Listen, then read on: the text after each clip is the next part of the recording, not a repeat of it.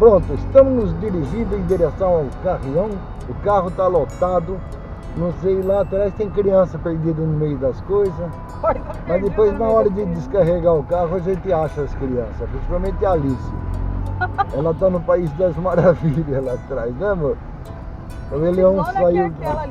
Nós começamos tentando arrumar esse carro faz umas 6 horas. Às 2 horas da tarde nós começamos a arrumar. Nossa, era 2 horas da tarde. É. E estamos chegando no posto agora para abastecer, estamos saindo para o Carrion.